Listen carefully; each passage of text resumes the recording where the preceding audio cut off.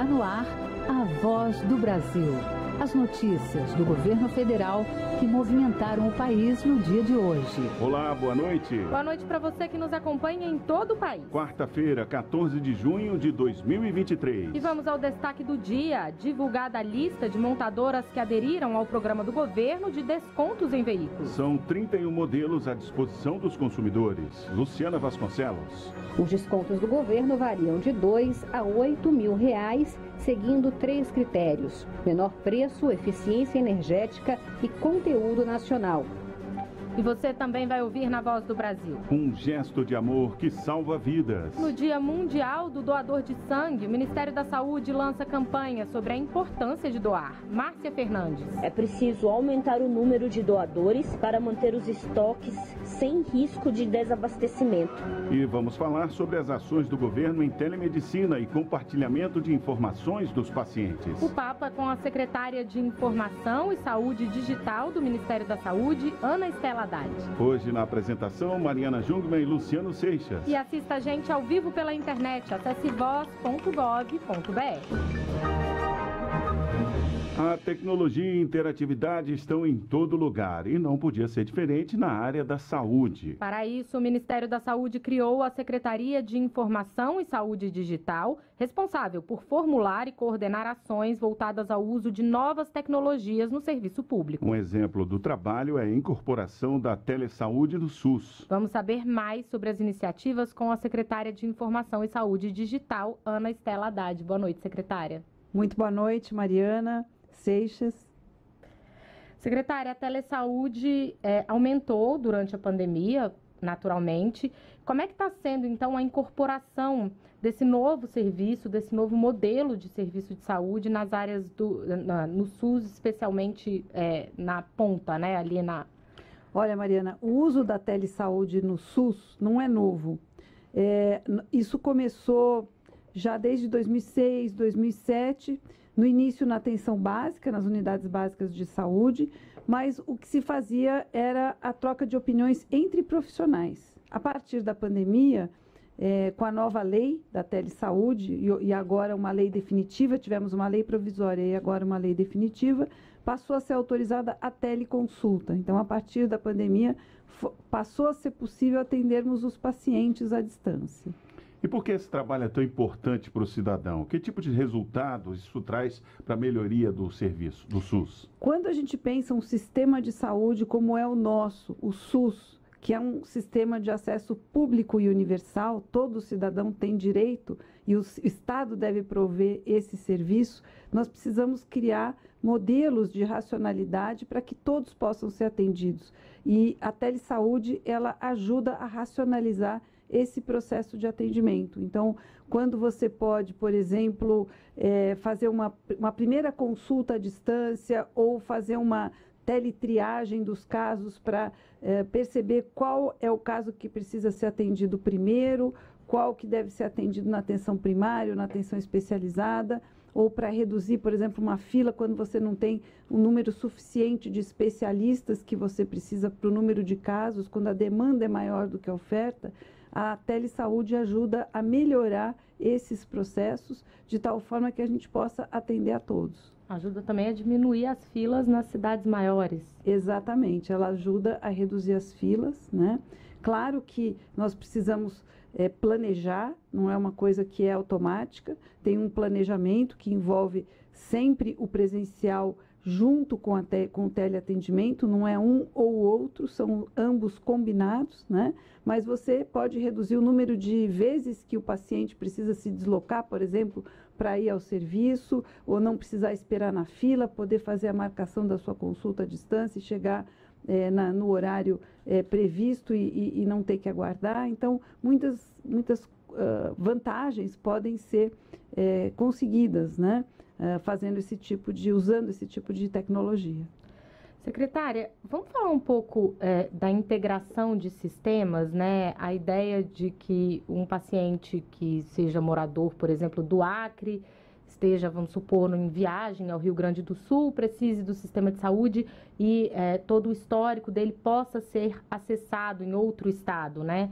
Como é que é feita essa integração de sistemas? Como é que ela está sendo organizada no SUS? Isso faz parte também da sua secretaria, né? Exato, da nossa secretaria em parceria com as demais secretarias do Ministério. Então, por exemplo, na atenção primária, e agora estamos também trabalhando na atenção especializada, no sentido da gente ter o prontuário eletrônico do paciente. Então, na medida em que o prontuário eletrônico e os sistemas de informação estão integrados, essa informação do paciente tanto pode ser acessada por ele, por exemplo, no Conect SUS, né, quanto também no Conect SUS, mas no Conect SUS profissional, no prontuário eletrônico do paciente, em diferentes pontos da rede de atenção, em diferentes cidades, municípios, em todo o país, né? Então, isso permite o quê? Uma linha de continuidade desse cuidado, porque se o paciente vai em diferentes serviços e o profissional que está atendendo ele não tem acesso aos seus dados, às informações e o atendimento anterior que ele recebeu,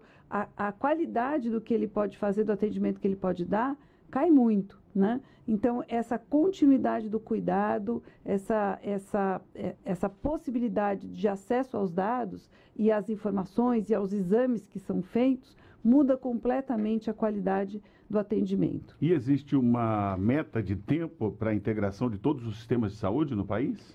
Seixas, infelizmente não temos uma meta de tempo porque envolve uma grande complexidade, mas o que eu posso assegurar é que existe um trabalho bastante intenso que envolve o Ministério da Saúde, as secretarias estaduais e municipais da saúde, e o que a gente percebe é que o SUS como um todo está muito empenhado em em completar ou avançar nesse processo de transformação digital.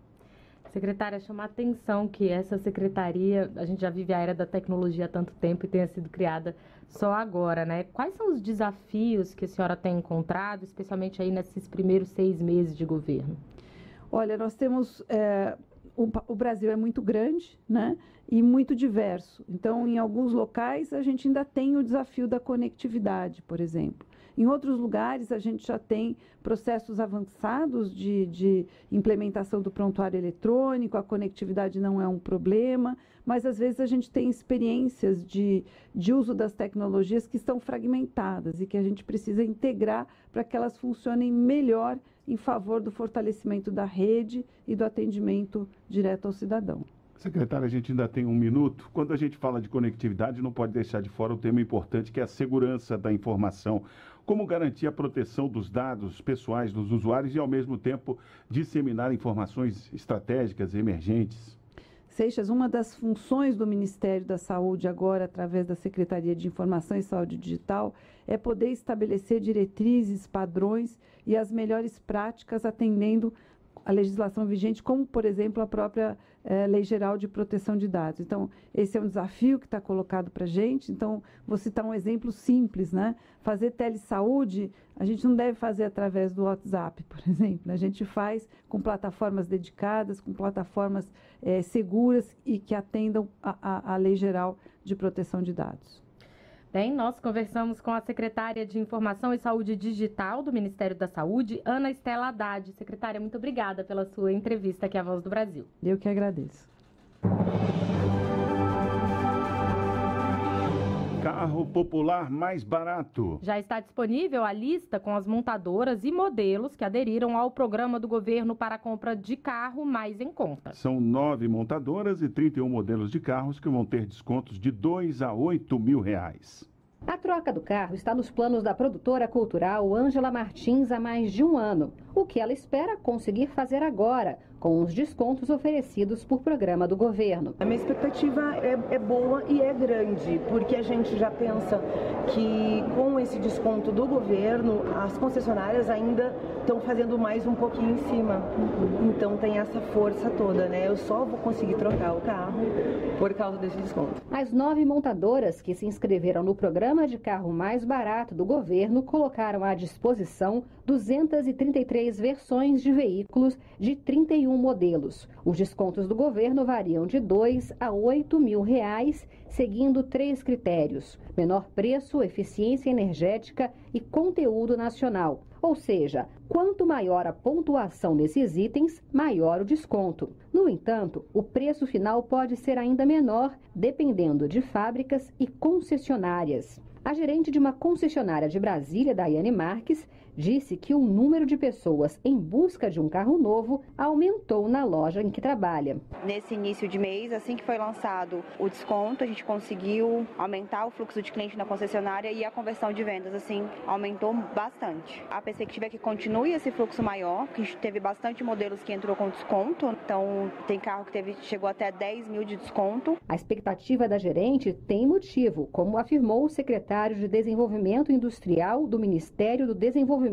Indústria, Comércio e Serviços, Wallace Moreira. A Fenabrave lançou hoje uma nota em que alguns modelos de veículos teve um crescimento de venda de 260%, alguns de 60%, outros de 70%. Então há uma perspectiva de que o programa tenha uma efetividade em um espaço temporal muito menor do que nós prevíamos. O programa de descontos do governo conta com R$ 500 milhões.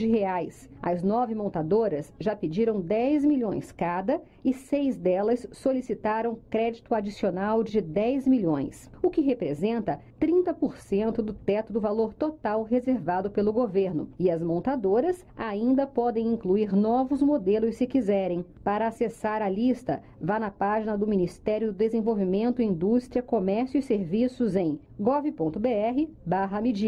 Reportagem Luciana Vasconcelos.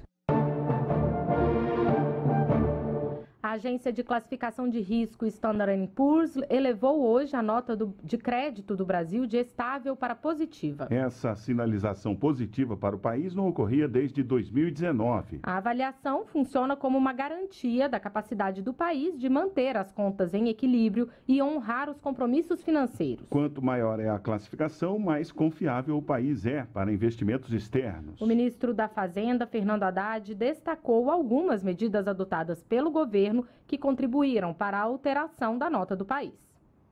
Você vê que a menção à nova regra fiscal foi feita, a menção às perspectivas de aprovação da reforma tributária, as medidas de reoneração, de corte de gasto tributário, tudo isso foi mencionado na nota e é importante que uma agência externa consiga observar esses avanços do Brasil.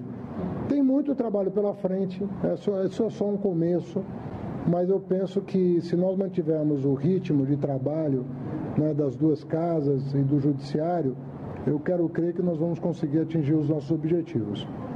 O ministro Haddad destacou ainda que a harmonia entre os 3 poderes foi fundamental para a sinalização positiva pela agência. E afirmou que o Brasil vai continuar avançando na geração de empregos e no desenvolvimento.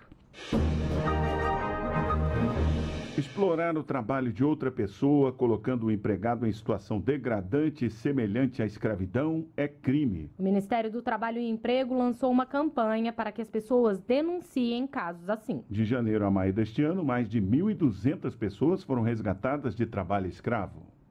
Qualquer trabalho que resulte em tarefas forçadas, jornadas exaustivas, que gere dívida com os patrões, cerceamento ao direito de ir e vir e condições insalubres de moradia é considerado análogo à escravidão. Para inibir e acabar com esse tipo de atividade, o Ministério do Trabalho e Emprego lançou uma campanha com um tema: Trabalho análogo à escravidão é crime, denuncie. O objetivo é combater esse crime com foco na formalização das relações de trabalho e na garantia do trabalho decente. Só neste ano de 2023, a Secretaria de Inspeção do Trabalho realizou 97 ações fiscais de combate ao trabalho degradante, com 1.201 pessoas resgatadas e quase 5 milhões de reais em verbas salariais e rescisórias pagas aos trabalhadores. Goiás, Rio Grande do Sul, Minas Gerais e São Paulo foram os estados com mais casos registrados. E os setores onde foram resgatados mais trabalhadores foram no cultivo da cana-de-açúcar, atividades de apoio à pecuária e no cultivo da uva. As ações de fiscalização contam com o apoio da Polícia Federal, Polícia Rodoviária Federal, Ministério Público do Trabalho e Ministério Público Federal. As denúncias de trabalho análogo à escravidão podem ser feitas pela internet, pelo sistema IP da Secretaria de Inspeção do Trabalho. O endereço é ip.sit.trabalho.gov.br. O sistema é exclusivo para o recebimento de denúncias e tem versões em inglês, espanhol e francês. Nazi Brum para a Voz do Brasil. Hoje é o Dia Mundial do Doador de Sangue. E no Junho Vermelho, mês dedicado à causa, o Ministério da Saúde lançou uma nova campanha sobre a importância de doar. Hoje, 14 a cada 1.000 brasileiros doam sangue regularmente. Mas para o Ministério da Saúde é preciso aumentar esse número para garantir que não ocorra desabastecimento nos hemocentros do país. Oferecer alguns minutos do dia e mililitros de um líquido precioso. A doação de sangue é um ato simples, mas que pode ser decisivo para salvar a vida de até 4 pessoas.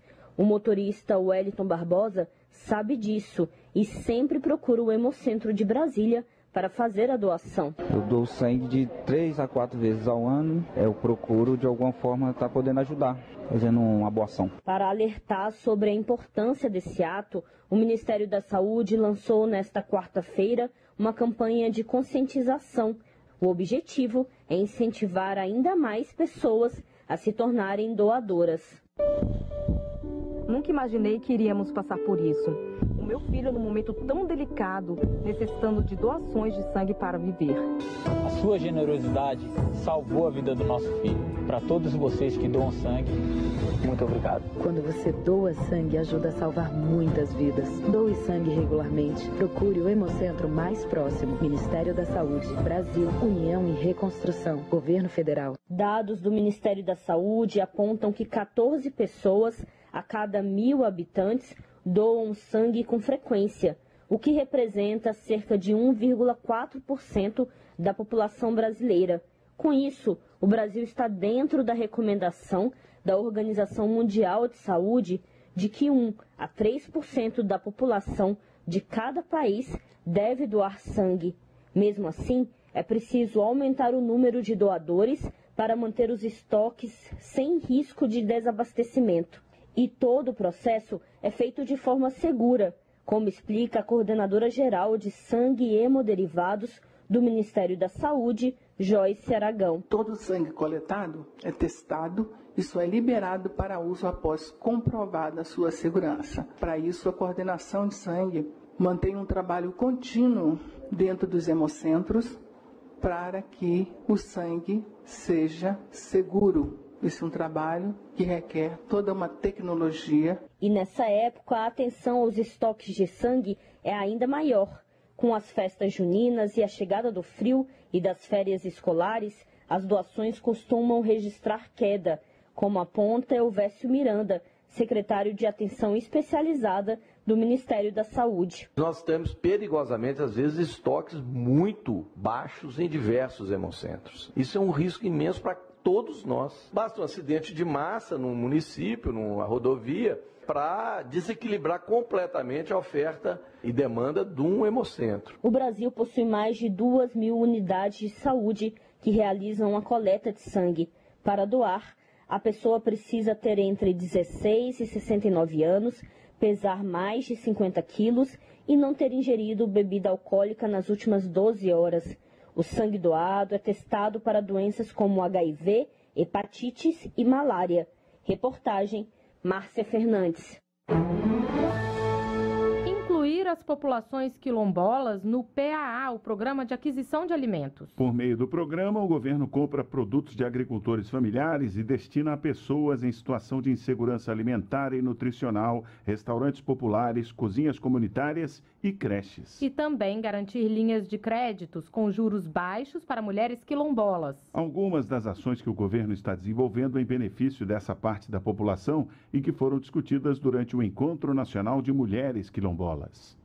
Cerca de 350 lideranças femininas do Brasil e da América Latina estão reunidas em Brasília para o 2º Encontro Nacional de Mulheres Quilombolas, que busca defender a participação efetiva de mulheres negras na produção e promoção de projetos de valorização de cerca de 600 mil quilombolas espalhadas pelo Brasil.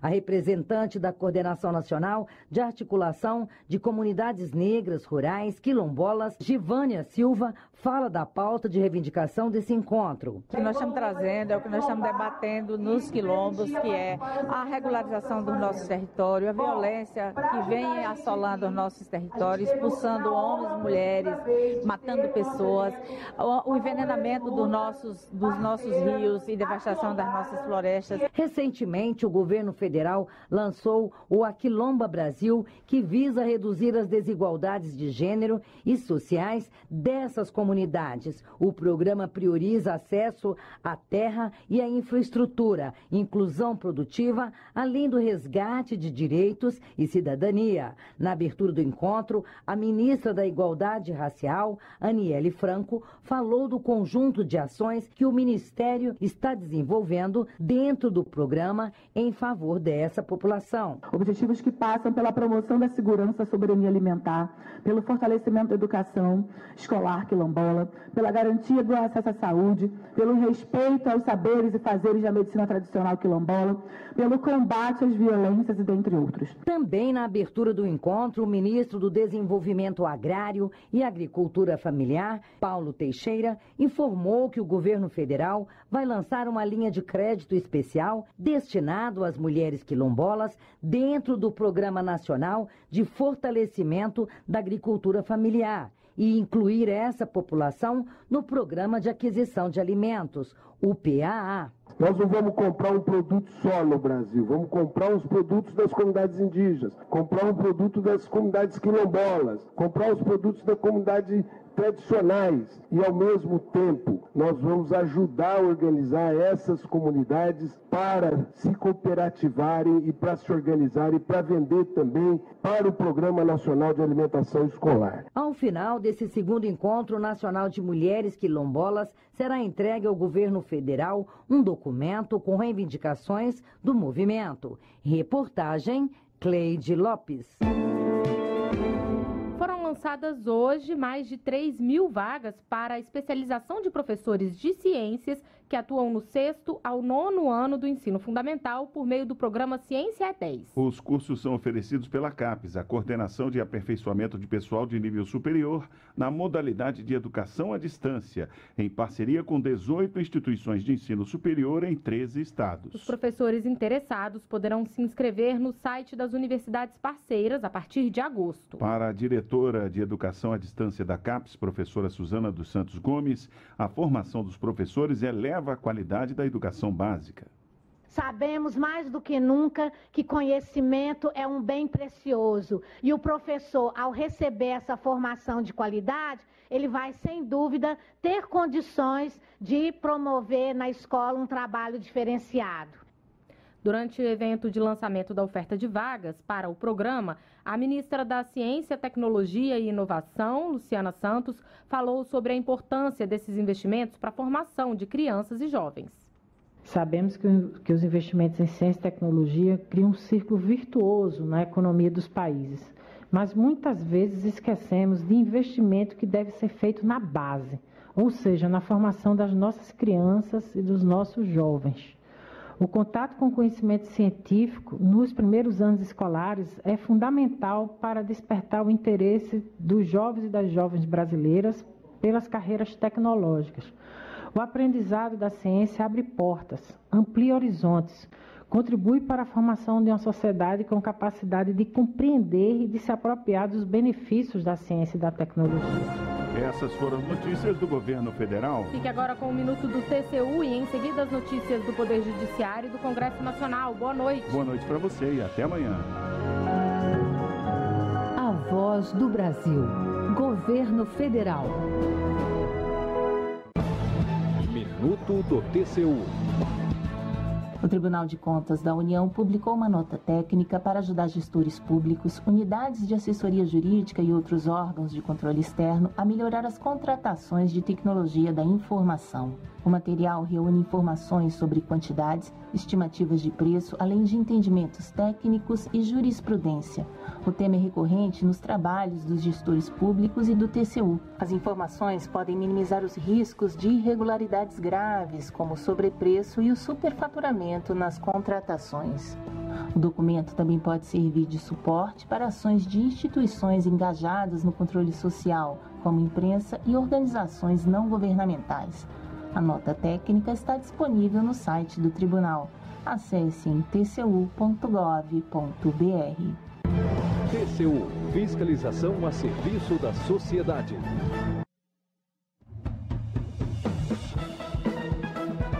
Você vai ouvir agora notícias do Poder Judiciário.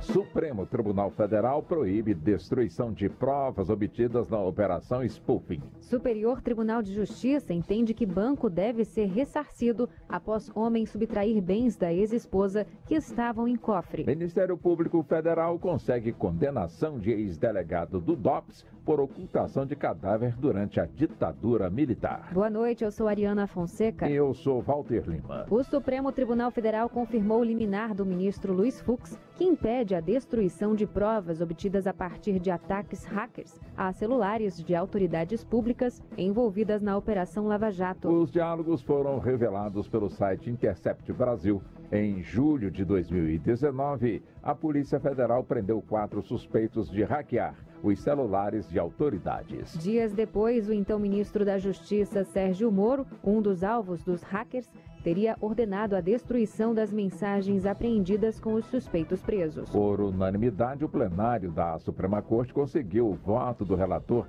ministro Dias Toffoli. Para o Supremo Tribunal Federal, a destruição de provas pode frustrar a efetividade da atuação da Justiça, contrariando preceitos da Constituição, como o Estado de Direito e a segurança jurídica. Homem vai ter que ressarcir banco após ter subtraído bens da ex-esposa depositados em cofre da instituição financeira. A determinação é do Superior Tribunal de Justiça, Fátima Uchoa. O Banco Santander ressarciu integralmente a vítima, mas ajuizou ação de regresso contra o ex-marido dela. O Tribunal de Justiça de São Paulo manteve a condenação do homem a pagar ao banco metade do valor dos bens subtraídos. Só que a terceira turma do STJ deu provimento ao recurso especial da instituição, definindo que o ex-marido deve responder sozinho pela dívida. Para o relator ministro Moura Ribeiro, mesmo diante da indiscutível falha no sistema de segurança bancária, o único beneficiário com a fraude foi quem subtraiu os bens do cofre, e fracionar o ressarcimento, como fez o Tribunal Estadual, implicaria enriquecimento injustificável do homem à custa do banco. Vigilante não consegue vínculo de emprego com a aldeia indígena. A decisão considerou que ele integrava a aldeia e que o trabalho de vigilância fazia parte da divisão de tarefas. Michele Chiapa. A Justiça do Trabalho entendeu que não há vínculo de emprego entre o homem e a aldeia indígena na qual ele atuava como vigilante na terra indígena Mãe Maria, em Bom Jesus do Tocantins, no estado do Pará. Ao rejeitar o recurso do trabalhador, a terceira turma do TST manteve o entendimento de que não ficaram demonstrados os elementos que caracterizam a relação de emprego. A decisão foi unânime. Tribunal Superior Eleitoral autoriza apoio da Justiça Eleitoral nas eleições dos conselheiros tutelares. A votação vai ser realizada no primeiro domingo de outubro em todo o Brasil. Carol Asno. Tribunais regionais eleitorais vão ajudar apenas quando houver pedido. O auxílio não vai gerar custos à Justiça Eleitoral. Com a decisão do TSE, a Justiça Eleitoral fica autorizada a preparar e emprestar urnas eletrônicas, além de fazer o treinamento dos mesários. A eleição dos conselheiros tutelares, a apuração e a totalização dos votos são responsabilidade do Conselho Municipal dos Direitos da Criança e do Adolescente, o CONANDA. O Ministério Público fiscaliza essa eleição que tem voto sigiloso e facultativo. O Ministério Público Federal consegue condenação de ex-delegado do DOPS por ocultação de cadáver durante a ditadura militar. A sentença favorável à ação movida em 2019 foi dada pela Justiça Federal de Campos dos Goitacazes, no Rio de Janeiro. Maressa Almena. Cláudio Antônio Guerra, ex-delegado do Departamento de Ordem Política e Social, DOPS, do Espírito Santo, foi condenado a 7 anos de prisão em regime semiaberto pelo crime de ocultação de 12 cadáveres. Na sentença, a Justiça Federal destacou que a denúncia trata de crimes contra a humanidade sem a possibilidade de anistia. Além da pena de prisão, Cláudio Antônio Guerra foi condenado a pagar uma multa de pouco mais de R$10 mil. Ele poderá recorrer em liberdade.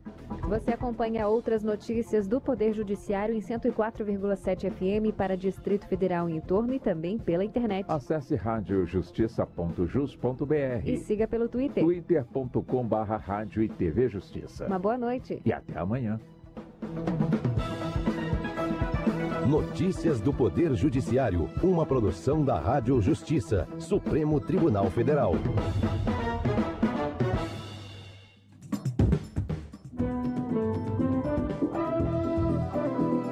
Está no ar o Jornal do Senado. Eu sou Paula Groba e estes são os destaques de hoje do Jornal do Senado, que começa agora. Aprovadas novas regras para a distribuição do Fundo de Participação dos Municípios. Senado instala CPI das ONGs. Conselho de Ética vai analisar 6 processos contra senadores.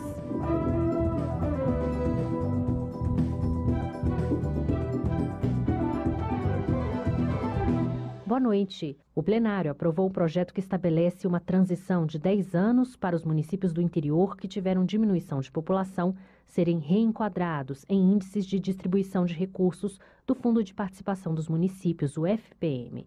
A proposta segue para a sanção. A repórter Érica Christian tem as informações. De autoria do senador Efraim Filho, do União da Paraíba, o projeto estabelece um prazo de 10 anos para a diminuição de repasses do Fundo de Participação dos Municípios para as cidades que tiveram redução no tamanho populacional verificado no censo de 2022. Por esse critério, cerca de 900 municípios perderiam recursos do FPM neste ano.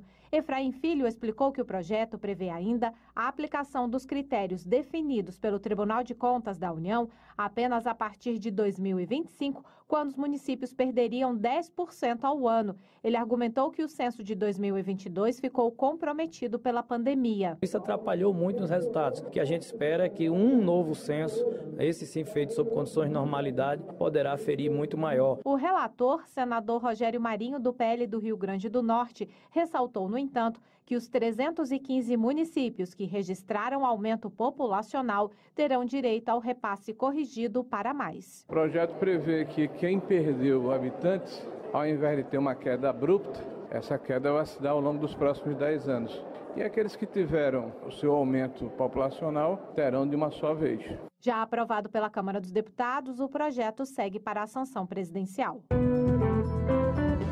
Em audiência no Senado, a ministra do Turismo, Daniela Carneiro, pediu reforço do orçamento e destacou o incentivo ao etnoturismo, que inclui comunidades indígenas e tradicionais nos roteiros turísticos. Quem tem mais detalhes é a repórter Iara Farias Borges. Em audiência na Comissão de Desenvolvimento Regional e Turismo, a ministra do Turismo, Daniela Carneiro, citou, entre as ações da pasta, o incentivo ao etnoturismo, como em comunidades indígenas e tradicionais, com ênfase na preservação ambiental, da cultura e saberes desses povos. Também destacou a retomada de obras que estão paradas, como o Centro de Convenções de Campina Grande e a redução do preço das passagens aéreas. Ao mencionar que o orçamento do Ministério para Investimentos é de R$19 milhões anuais, Daniela Carneiro pediu mais verbas para o setor. O orçamento do Ministério hoje tem um valor muito irrisório, então esse valor certamente a gente precisa impulsionar para viabilizar e ampliar a atuação do turismo. A parceria, a articulação com o Poder Legislativo e Executivo é indispensável. O senador Jorge Seife, do PL catarinense, pediu o cancelamento da exigência de vistos de turistas dos Estados Unidos e de outros países. Quem precisa de turista? É o Brasil ou os Estados Unidos? Quem precisa de mais turista? É o Canadá ou é o Brasil? É a Austrália ou é o Brasil? É o Japão ou é o Brasil? Então, essa política foi muito infeliz. Tentem reverter isso. Os senadores ainda sugeriram atenção ao turismo religioso e que enfoquem a arte e o artesanato brasileiros. Já a Comissão de Assuntos Econômicos debateu um auxílio aluguel para mulheres vítimas de violência doméstica. A ministra da Mulher defendeu o atendimento integrado e humanizado para as vítimas desse tipo de crime. Repórter Floriano Filho. Estima-se que 5 mulheres são espancadas a cada 2 minutos no Brasil. Em mais de 80% dos casos reportados, o responsável é o marido, namorado ou ex-parceiro. A Comissão de Assuntos Econômicos promoveu uma audiência pública sobre projeto de lei que altera a Lei Maria da Penha para prever que o juiz possa determinar um auxílio aluguel às vítimas que precisarem abandonar suas casas por conta da violência. A ministra da Mulher, Cida Gonçalves, participou da audiência e defendeu o projeto Casa da Mulher Brasileira, com serviços integrados para as vítimas. A senadora Margarete Busetti, do PSD de Mato Grosso, defendeu maior articulação entre os diferentes níveis da federação para que o atendimento às vítimas de violência se torne mais efetivo em todas as partes do país. São todas as instituições juntas e a competência federal, estadual, que vai chegar lá no município. Então, o Brasil tem os desafios que a gente não imagina. O projeto de lei prevê que o valor do auxílio aluguel será definido pelo juiz com base na situação vivenciada pela vítima e poderá ser pago por até 6 meses. O senador Alan Rick, do União do Acre, encaminhou ao Ministério da Saúde uma denúncia de que médicos inscritos nos diversos conselhos regionais de medicina estão buscando o programa Mais Médicos apenas para tirar as vagas que poderiam ser ocupadas por profissionais brasileiros que se formaram no exterior. Ele baseou a sua denúncia em prints de conversas obtidas numa rede social de troca de mensagens. Para o senador, é preciso punir severamente quem comprovadamente estiver envolvido nessa tentativa de boicote. Alan Rick lembrou que de 15% a 20% dos brasileiros formados no exterior que escolheram atuar nos municípios mais pobres do Brasil desistiram de trabalhar nessas localidades ou pediram remanejamento. Esse índice saltou para quase 70% no caso dos médicos inscritos nos conselhos regionais de medicina formados no Brasil, segundo o senador. É um absurdo que algumas pessoas tentem prejudicar um programa fundamental para o SUS, para o atendimento primário de saúde às populações mais pobres, em nome de interesses classistas, mesquinhos e corporativos. O Conselho de Ética e Decoro Parlamentar do Senado anunciou a abertura de processos contra 5 senadores. São 6 petições apresentadas nos últimos anos por suposta quebra de decoro parlamentar. 5 delas são denúncias e uma representação. A repórter Érica Christian traz os detalhes. Com base em pareceres da Advocacia do Senado, o presidente do Conselho de Ética, senador Jaime Campos, do União de Mato Grosso, anunciou o recebimento de denúncias contra os senadores Cid Gomes, do PDT do Ceará, Stevenson Valentim, do Podemos do Rio Grande do Norte e Randolfo Rodrigues, do Amapá, por declarações consideradas ofensivas pelos autores das representações. Além desse motivo, Jorge Cajuru, do PSB de Goiás, também é acusado de ter divulgado uma gravação de Jair Bolsonaro sem autorização. Já Chico Rodrigues, do PSB de Roraima, seria investigado pela Polícia Federal. Jaime Campos explicou que os relatores já designados por sorteio terão um prazo para analisar as denúncias e ouvir os senadores alvos das representações. Primeiro tem que abrir o direito ao contraditório aos senadores, que certamente têm o direito da ampla defesa. Feito isso, o relator vai acatar ou não acatar. Apresentado o relatório, se é para fase de arquivamento, colocamos todos em processo em votação. Ainda com base na Advocacia do Senado, o presidente do Conselho de Ética decidiu arquivar representações contra ele, o ex-senador Paulo Rocha, do PT do Pará, e os senadores Davi Alcolumbre, do União do Amapá, Flávio Bolsonaro, do PL do Rio de Janeiro, Humberto Costa, do PT de Pernambuco e Damares Alves, do Republicanos, do Distrito Federal.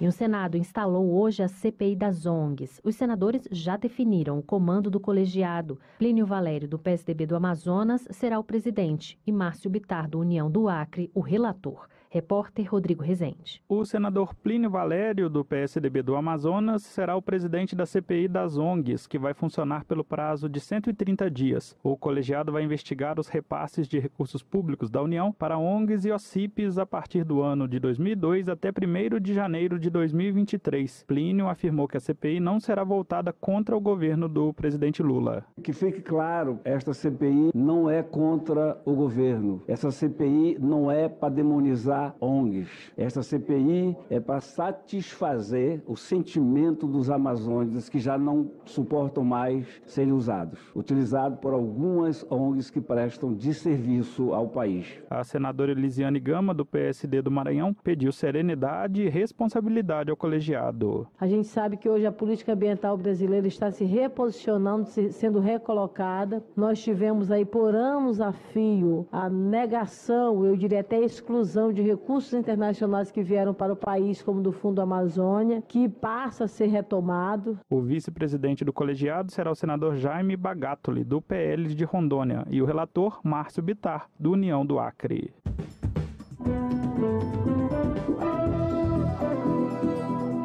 Com trabalhos técnicos de Eliseu Caires, o Jornal do Senado fica por aqui. Acompanhe agora as notícias da Câmara dos Deputados. Boa noite e até amanhã.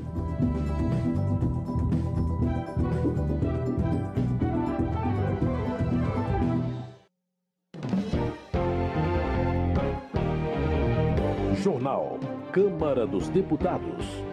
Câmara aprova projeto que amplia recursos para Fundo de Prevenção a Desastres. Presidente da Americanas admite fraude na empresa em audiência da CPI. Plenário institui medidas protetivas para idosos e pessoas com deficiência. Boa noite. A Câmara aprovou proposta que garante a adoção de medidas protetivas para idosos e pessoas com deficiência vítimas de violência doméstica. O repórter Antônio Vital traz mais informações. Deputados e deputadas aprovaram um projeto do Senado que dá aos idosos e pessoas com deficiência vítimas de violência doméstica o direito às mesmas medidas protetivas de urgência garantidas às mulheres na Lei Maria da Penha. Entre essas medidas estão o afastamento do agressor da casa, a proibição de se aproximar da vítima e a suspensão do porte de armas.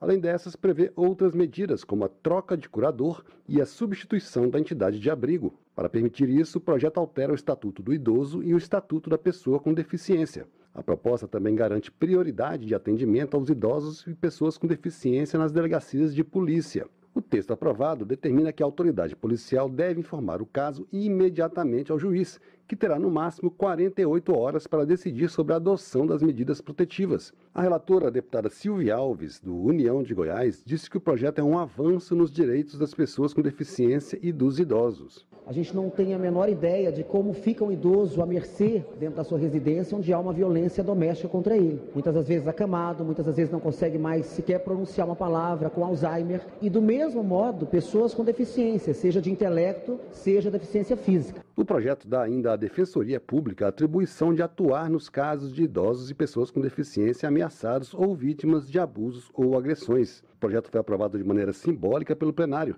sem votos contrários. Para o deputado Emanuel Pinheiro Neto, do MDB do Mato Grosso, é uma garantia às vítimas e uma maneira de prevenir abusos. Nós sabemos os casos de agressão que ocorrem no Brasil, são mais de 30 mil ao ano, fora negligência, abuso psicológico, abuso financeiro. Então, um projeto dessa natureza serve para resguardar, fortalecer a legislação brasileira, dessa forma, fortalecer a qualidade de vida dos nossos cidadãos brasileiros, especialmente da terceira idade. Como foi alterado pela Câmara, o projeto que dá aos idosos e pessoas com deficiência o direito às mesmas medidas protetivas de urgência garantidas às mulheres na Lei Maria da Penha voltou para análise do Senado. Da Rádio Câmara de Brasília, Antônio Vital.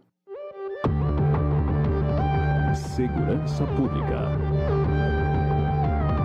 Coronel Telhada, do PP, conta que participou do evento em que o governador de São Paulo, Tarcísio de Freitas, sancionou a lei que concede aumento salarial médio de 20,2% às polícias civil e militar do Estado. Coronel Telhada afirma que por mais de 30 anos, os governos do PSDB trataram a segurança pública de São Paulo com descaso. Agora, ele destaca que em menos de 6 meses, a nova gestão valoriza os profissionais, concedendo um reajuste significativo. Saúde. Eduardo Veloso, do União do Acre, comemora o início do atendimento itinerante de oftalmologia nas cidades de Rodrigues Alves e Cruzeiro do Sul, no Vale do Juruá. Ele informa que os serviços começaram por uma aldeia indígena. De acordo com Eduardo Veloso, também serão feitas cirurgias, principalmente de catarata. O deputado espera, no entanto, que o atendimento se estenda a todos os 22 municípios do Acre e se torne permanente. A enfermeira Ana Paula, do PDT do Ceará, está preocupada com o retorno de doenças erradicadas como o sarampo e com a redução da cobertura vacinal no Brasil. A enfermeira Ana Paula pede que os pais levem seus filhos às unidades básicas de saúde, enfatizando que a vacinação é fundamental para o desenvolvimento saudável de crianças e adolescentes. Esporte. Maurício do Vôlei, do PL de Minas Gerais, é favorável à construção de uma liga de esportes independentes voltada a pessoas transgênero. Ele entende que o esporte é para todos, mas também precisa ser justos com os competidores de cada categoria. Maurício do Vôlei pede que seja proibida a participação de pessoas transgênero na categoria feminina de esportes olímpicos. Ele afirma que, mesmo com os tratamentos adequados, o nível de testosterona de um homem ainda é 20 vezes maior do que o de uma mulher. Silvia Wayampi, do PL do Amapá, ressalta a importância de se proteger as mulheres atletas. A deputada conta sua história pessoal de como se tornou uma atleta profissional para garantir o sustento dos filhos. Silvia Wayampi lembra que, se não ganhasse os prêmios do atletismo como corredora, seus filhos passavam fome. A deputada destaca a pressão que as atletas enfrentam para ter sucesso e defende condições justas nas competições. Relações Exteriores. Professor Paulo Fernando, do Republicanos do Distrito Federal, vai pedir novamente informações ao Ministério das Relações Exteriores sobre o encontro entre o assessor especial da Presidência da República, Celso Amorim, e o presidente Nicolás Maduro em Caracas. O deputado também pede dados relacionados a empréstimos feitos à Venezuela. Professor Paulo Fernando informa que a resposta enviada pela pasta ao seu requerimento não foi satisfatória. O parlamentar acrescenta que é crime de responsabilidade um ministro de Estado responder de forma falsa ou incompleta a um requerimento de informações. Josias Gomes, do PT da Bahia, lembra que o presidente Lula, no seu primeiro mandato, em 2003, atuou para desmontar a ALCA, o Acordo de Livre Comércio das Américas. Ele explica que a medida era vista como uma submissão aos interesses dos Estados Unidos. Josias Gomes analisa que a decisão de Lula foi o início de uma política externa bem-sucedida, resultando em desenvolvimento crescente das ações diplomáticas e comerciais com os países sul-americanos. Chico Alencar, do pessoal do Rio de Janeiro, comemora o resgate de 4 crianças colombianas que estavam desaparecidas há 40 dias na floresta amazônica após a queda de um avião. Chico Alencar avalia que a ação só obteve sucesso porque combinou o conhecimento nativo dos indígenas com a ação dos militares. Ele observa que a proteção da cultura indígena e o reconhecimento de sua sabedoria são importantes para a humanidade. Comissões. Carlos Jordi, do PL do Rio de Janeiro, está indignado com a condução dos trabalhos da CPI mista do 8 de janeiro. Ele acusa os parlamentares governistas de sabotarem a CPMI para impedir as investigações e blindar o governo Lula. Carlos Jordi afirma que existe a tentativa de criar uma narrativa independente que ignora a prisão de pessoas inocentes. O deputado protesta contra a parcialidade da CPI mista, que, segundo ele, coloca na berlinda aliados do ex-presidente Jair Bolsonaro, mas impede a convocação de aliados do presidente Lula. Marcel Van Hatten, do Novo do Rio Grande do Sul, também protesta contra a condução dos trabalhos da CPI mista do 8 de janeiro. Para ele, o colegiado foi usurpado pelo governo, já que os requerimentos de oitivas de pessoas ligadas ao ex-presidente Bolsonaro são aprovados em blocos, enquanto os relacionados ao atual governo são rejeitados. Marcel Van Hatten cita como exemplo a rejeição da convocação do ex-chefe do Gabinete de Segurança Institucional da Presidência da República, flagrado em vídeo conversando com invasores do Palácio do Planalto para argumentar que a CPMI foi instrumentalizada para proteger o governo. Ele espera a reversão da situação para que a oposição tenha voz no colegiado.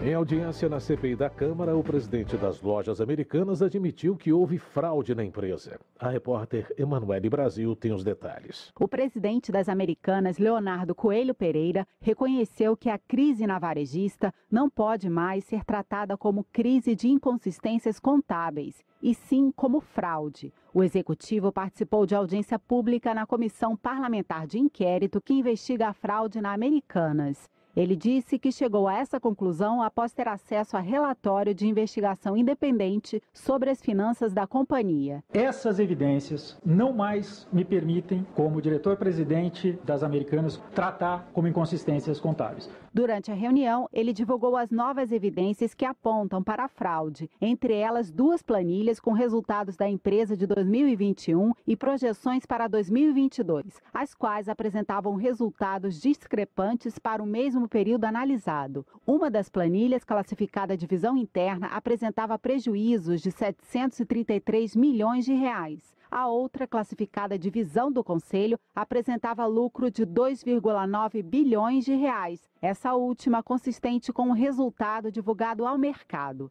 Leonardo Coelho Pereira disse que entre a visão interna e a visão conselho, criou-se 3,5 bilhões de reais de resultado artificial na empresa. Ele, que tem experiência em reestruturação financeira e operacional de varejistas, disse que o caso se trata de fraude de resultados, quando há criação fictícia de lucro. O relator da CPI, deputado Carlos Chiodini, do MDB de Santa Catarina, quis saber como operava o esquema de fraude. O fato relevante de 11 de janeiro, somado ao de ontem, inicia na ordem de 20 bilhões de endividamento financeiro, que esse último já ultrapassa 42 bilhões. Por que o desfalque investigado não foi tempestivamente identificado por essas empresas de auditoria? Por se tratar de uma fraude complexa, o CEO da Americanas disse que esses resultados contábeis distorcidos não eram percebidos por analistas que não tinham acesso às contas da empresa. Diante do resultado preliminar da investigação independente, 2 decisões foram tomadas pela direção da Americanas. A primeira de demitir 30 funcionários vinculados à fraude e a segunda de compartilhar o relatório com autoridades envolvidas nas investigações, entre elas a CPI, o Ministério Público, a Comissão de Valores Mobiliários e a Polícia Federal. Da Rádio Câmara de Brasília, Emanuele Brasil. Transportes. Guilherme Boulos, do PSOL, vai participar de uma vistoria nas instalações da Via Mobilidade, responsável pela operação, manutenção e investimento das linhas 8 e 9 do metrô de São Paulo. Ele suspeita que a empresa não tem cumprido o contrato de concessão, fazendo com que os passageiros enfrentem superlotação, descaso e atrasos constantes. Guilherme Boulos observa que em 1 ano e meio de privatização, tempo em que o consórcio assumiu a gestão das linhas, houve 166 falhas no sistema e 10 descarrilamentos de trens. Ele afirma que, para ter lucro fácil e rápido, a empresa tem colocado em risco a vida de milhões de pessoas que dependem do metrô. Agricultura.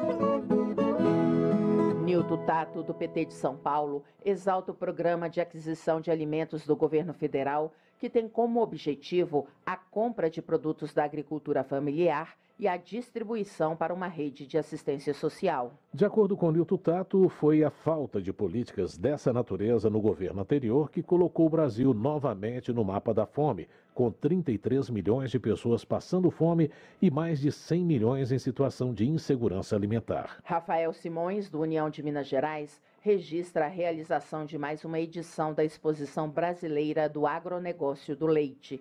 O deputado destaca que o evento teve mostra e competições com cerca de 1.500 animais das principais raças leiteiras do Brasil. No entanto, Rafael Simões afirma que o setor leiteiro passa por dificuldades depois que o governo federal reduziu a alíquota de importação do leite. O parlamentar teme que a medida faça com que mais de 1 milhão de produtores desista do ramo. Economia. Lucas Ramos, do PSB de Pernambuco, defende a prorrogação do incentivo fiscal de empresas automotivas no Nordeste do país. O deputado ressalta que a região se tornou uma referência em avanço tecnológico e qualidade na indústria automobilística. Para Lucas Ramos, os incentivos fiscais no ramo automotivo são cruciais para atrair e manter investimentos privados, modernizar processos e produtos e também para reduzir as desigualdades regionais. Lindbergh Farias, do PT do Rio de Janeiro, elogia o governo Lula por adotar medidas que reduziram o preço dos combustíveis e do gás de cozinha. O parlamentar também comemora a redução dos índices de desemprego e da inflação. Agora, Lindbergh Farias espera que o Comitê de Política Monetária do Banco Central diminua a taxa de juros na próxima reunião. O deputado argumenta que baixar a taxa básica é essencial para evitar uma crise financeira e o colapso de empresas. Pedro Czai, do PT, lamenta o anúncio de fechamento de 29 lojas da rede varejista de Santa Catarina, Schumann. O parlamentar se solidariza com os proprietários e colaboradores que serão demitidos com a decisão. Segundo Pedro Czai, a inflação e os juros altos causados pelo governo Bolsonaro empobreceu as famílias e gerou uma grande crise econômica. Ele acredita que a redução dos juros e o trabalho do presidente Lula serão capazes de superar a herança deixada pelo governo passado. Na opinião de Luiz Felipe de Orleans e Bragança, do PL de São Paulo, o aumento da inadimplência familiar e empresarial revela uma situação preocupante para o Brasil. Ele argumenta que as medidas adotadas pelo governo vão contra o senso comum e são pautadas por uma agenda ideológica. Já na política externa, Luiz Felipe de Orleans e Bragança considera que o alinhamento do presidente Lula com ditadores fez o governo brasileiro perder prestígio. Para ele, os rumos do Brasil podem ficar incertos caso não haja uma política de valorização da soberania nacional e a adoção de modelos econômicos mais livres. Política. Luiz Lima, do PL do Rio de Janeiro, protesta contra a declaração do presidente Lula de que vai trabalhar para que o Nordeste seja tratado da mesma forma que o Sul. O deputado afirma que os estados das regiões Sul e Sudeste não contam com nenhum privilégio. Ao contrário, Luiz Lima observa que mesmo com uma arrecadação de impostos e uma população muito maior, os estados das regiões Sul e Sudeste não recebem proporcionalmente o volume de recursos pagos a políticas assistencialistas no Nordeste. Ao assumir a vaga aberta com a cassação de Deltan Dallagnol, Luiz Carlos Rauli, do Podemos do Paraná, chega à Câmara para o 8º mandato de deputado federal, com o compromisso de superar divisões ideológicas e trabalhar pelo crescimento econômico e um futuro melhor para o Brasil. Entre as prioridades, Luiz Carlos Rauli destaca a aprovação da reforma tributária para diminuir a desigualdade social e de uma reforma eleitoral para substituir o presidencialismo adotado no Brasil, que, segundo o parlamentar, já mostrou que não dá certo. Votação. Os deputados aprovaram uma proposta que busca aumentar os recursos para a prevenção de desastres. A reportagem é de Antônio Vital. O plenário da Câmara aprovou o projeto que destina parte da arrecadação de multas ambientais para o Fundo Nacional para Calamidades Públicas, Proteção e Defesa Civil, o FUNCAP. O fundo, criado para financiar programas de prevenção a desastres, existe há mais de 50 anos e até hoje não tem uma fonte estável de recursos. De acordo com a proposta, 5% do que o governo arrecada com multas ambientais e com acordos de reparação de danos socioambientais serão destinados ao FUNCAP. Já os fundos estaduais e municipais destinados à execução de ações de prevenção em áreas de risco de desastre também ficarão com 5% da parcela que cabe ao Estado ou município. O projeto original, apresentado pelo deputado Gilson Daniel, do Podemos do Espírito Santo, previa uma terceira fonte para o fundo, o total arrecadado com compensações ambientais. Mas o relator, deputado Dr. Vitor Linhares, do Podemos do Espírito Santo, excluiu essa fonte, com o argumento de que esses recursos são escassos e já são utilizados para a implantação de unidades de conservação. Para Gilson Daniel, uma fonte permanente de recursos para o fundo é uma maneira de prevenir desastres. O Brasil, com a aprovação desse projeto, dá um passo importante na prevenção de desastres que nós sempre atendemos na pronta resposta. Mas colocar recursos no Fundo de Calamidade Pública é de uma importância muito grande para que a gente possa realmente fazer a prevenção dos desastres nesse país. O projeto foi aprovado no plenário por unanimidade, de maneira simbólica. Os efeitos das mudanças climáticas foram apontados como justificativa para a aprovação da proposta, como disse o deputado Joseildo Ramos, do PT da Bahia. Os eventos climáticos estão ficando em dimensões desproporcionais ao que conhecemos até então. E não se tomaram até então medidas concretas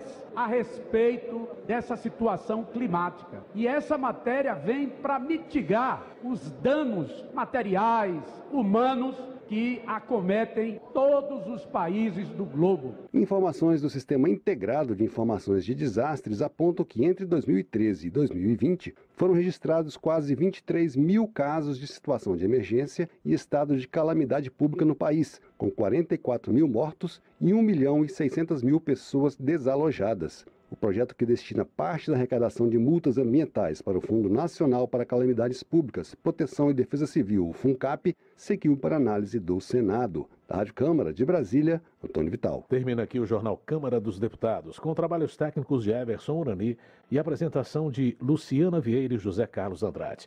Uma ótima noite para você. Uma boa noite. A Voz do Brasil retorna amanhã. Você ouviu A Voz do Brasil. Boa noite.